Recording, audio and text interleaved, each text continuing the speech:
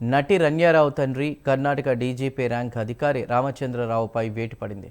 తప్పనిసరి సెలవుపైన కర్ణాటక ప్రభుత్వం పంపించింది. ఆయన స్థానంలో అదనపు డీజీ కేవి శరత్ చంద్రకు బాధ్యతలు అప్పగించింది. ఇటీవల గోల్డ్ స్మగ్లింగ్ కేసులో రామచంద్రరావు కూతురు నటి రణ్యారావును అరెస్ట్ చేశారు. అయితే తండ్రి ప్రోటోకాల్తో ఇన్నాళ్లు తనిఖీలు లేకుండా రణ్యారావు తప్పించుకుంది. డిఆర్ఐ అధికారులకు అందినటువంటి సమాచారంతో తనిఖీలు చేయగా సుమారు 14 కేజీలకు పైగా బంగారం, విదేశీ కరెన్సీ లభించింది. ఈ క్రమంలో తండ్రి రామచంద్రరావు పాత్రపై పలు అనుమానాలు, ఆరోపణలు రావడంతో ఆయనను తప్పనిసరి సెలవుపైన కర్ణాటక ప్రభుత్వం పంపించింది.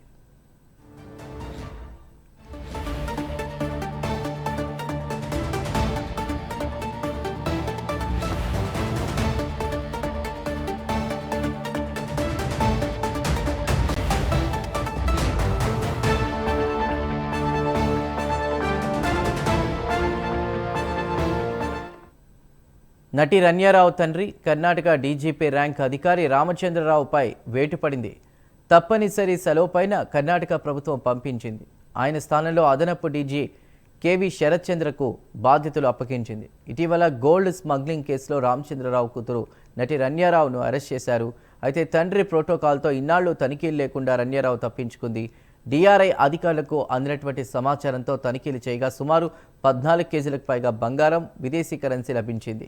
ఈ క్రమంలో తండ్రి రామచంద్రరావు పాత్రపై పలు అనుమానాల, ఆరోపణలు రావడంతో ఆయనను తప్పనిసరి సెలవుపై కర్ణాటక ప్రభుత్వం పంపించింది.